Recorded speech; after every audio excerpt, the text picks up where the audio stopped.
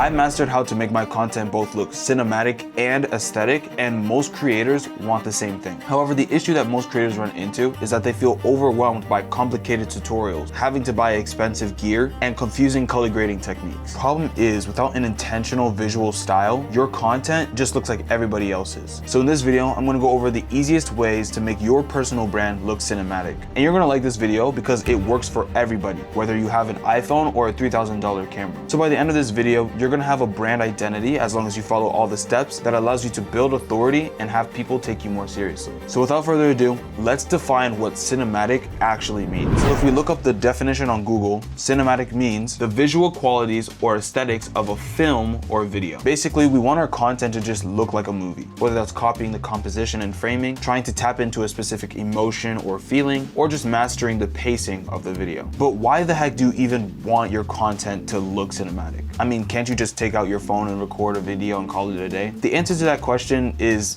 yes. Making your content look cinematic builds a visual identity that's specific to you. It makes you stick out from the rest. It also shows that you put more effort into your content. And subconsciously, when viewers see that you put more effort into your content, they'll think that you put even more effort into your paid product. So now that we know what cinematic means, let's start creating our aesthetic foundation. The reason why we want to have an aesthetic foundation is because we want to know exactly what our content is going to look like. And there's a couple ways you can do this. You can either use actual films and movies as your inspiration, or you can use YouTube videos from creators who do it well, like Danny Gewirtz or Fin Kwang, or you can go on Pinterest and find different images or clips from movies on there. Then what you're gonna do is you're gonna take those images or clips, you're gonna compile them in either a Google Doc or a Notion page, and then you're gonna want to internalize those images. This is so that way it's embedded in your mind, so that way you don't have to repeatedly come back to this document. This is when you start to imagine your content in this specific style. Take note of the pictures and why you chose them. So now that we have our style, let's talk about composition. Now, if you don't know what composition is, it's basically just setting up your camera in different angles to get that cinematic look.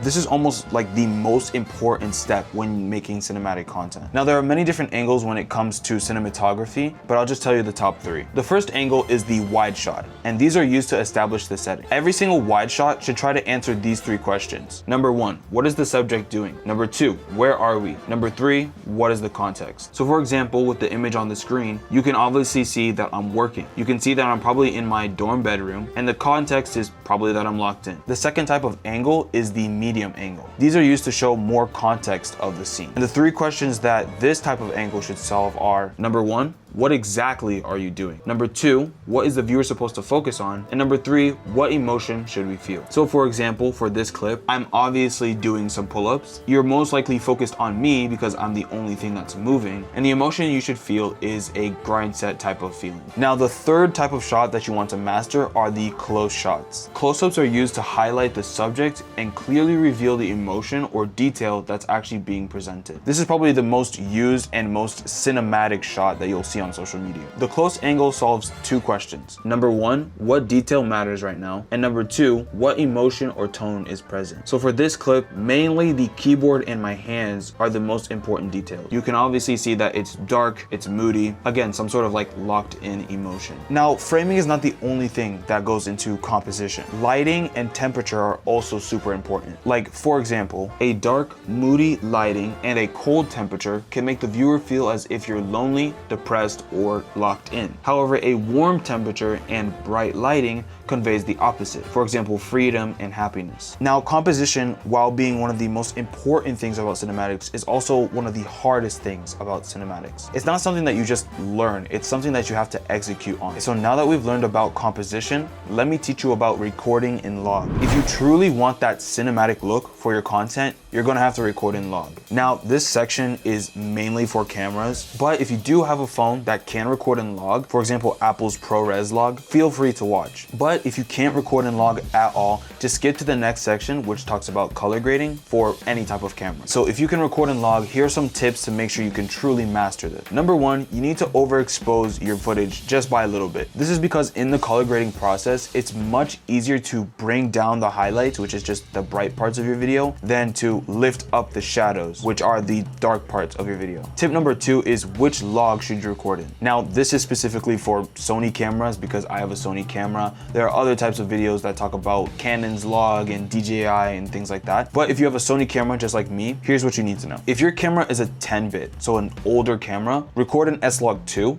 just so your footage doesn't break too much. But if you have a newer camera like the FX30, which is what I'm using right now, record in S-Log3 for that better dynamic range. If you have an iPhone or a DJI, they both have their own logs that are already manually installed into your device. But if you have like a Canon camera or something else, there are again more tutorials online. You just want to choose the one that's best for your camera and doesn't break your footage too much. Tip number 3 is to use a monitor to preview the colors. So for example, right here, I'm actually previewing what the colors look like on my log footage. Because right now, without my LUT or anything, this is what I'm seeing on the camera. It's a very flat profile, barely any colors, and it's kind of difficult to see what the end result will look like when I apply my color grading, which we'll talk about in the next section. But by using a monitor, I can already see what my colors and everything are gonna look like, which saves a lot of trouble in the end. Now for the newer and more recent Sony cameras, you can use the native Sony app. I think it's called like the Creators app. However, for older cameras, like I used to have the Sony ZV-E10, I recommend using a third-party app like Monitor Plus. Right, so now that you know how to record and log, let's talk about the most important step when it comes to cinematic content, color grading.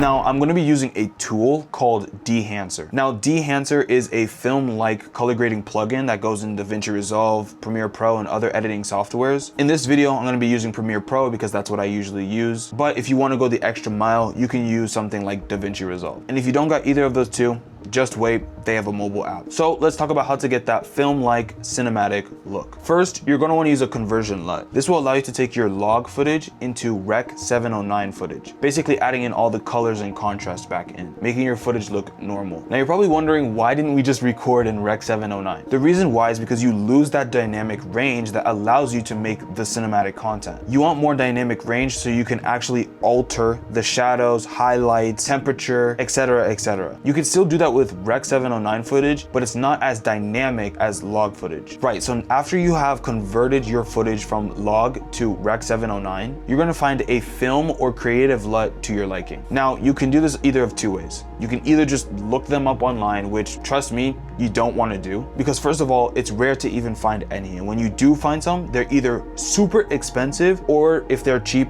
they're trash. Or if you're using Dehancer, it comes with a ton of pre-installed film LUTs as soon as you installed the plugin. Once you've selected the one that you want, you just have to simply apply it to your video. Now, once you've added your creative LUT, you're gonna want to add your film effects. This is stuff like film grain, halation, and bloom. Now, for Premiere Pro, this is extremely difficult to do. You basically have to use tons of layers, tons of effects, and your computer is not gonna like that. But if you're using Dehancer, it's as simple as just selecting the strength of the effect that you want, then enabling the effect, and bam, it's right there. Now, I've talked a lot about Dehancer on the editing side, but there's a lot more that it has to offer. See, Dehancer isn't just a LUT pack or a preset or anything like that. It's the easiest way to give your footage a consistent cinematic style without needing to understand film or complicated color tools. And for me, that's a plus because I'm not trying to learn all of that crazy technical color grading. Dehancer has over 60 film looks based on actual film. And like I said, that's all built in as soon as you install the plugin. Not only do they have so many filmic looks, they're actually accurate. The presets are built on real Kodak and Fujifilm stocks, which are basically these high-end film cameras. And because Dehancer has such high quality ones, your footage gets natural colors, smoother skin tones, and a more premium cinematic feel. And like I said, all you have to do is just click a button and you're good to go. And Dehancer works regardless if you're shooting on a Sony camera, a DJI, or even your iPhone. Even if your iPhone doesn't record in log, you can still use Dehancer. And the best part is that Dehancer is not even that complicated to use, as it's already embedded in Premiere Pro or your editing software. It's all in one simple panel so you can access it at any time. Now, the crazy thing about Dehancer is they actually have a mobile app. So if you edit on your phone, Dehancer allows you to add that cinematic filmic vibe to your content, but more optimized for Reels, TikToks, and Shorts. It's the same 60 plus filmic looks, just made for mobile clips. It's literally perfect for on-the-go content. And if you do want to try Dehancer, they do actually have a free trial where you can try everything out. And if you are happy with it and you do want to purchase it, you can use the code Odyssey10 for 10% off. Whether you're editing a long form video on your laptop or just editing quick clips on your phone, Dehancer makes it extremely easy to get that cinematic look for your content. Now, with all of these tools combined, you'll be able to create cinematic content for your personal brand. Now, if you want to learn how to build your own aesthetic for your personal brand so you can utilize what you learned in this video, click the video on the screen right now to learn the secret behind aesthetic personal brands.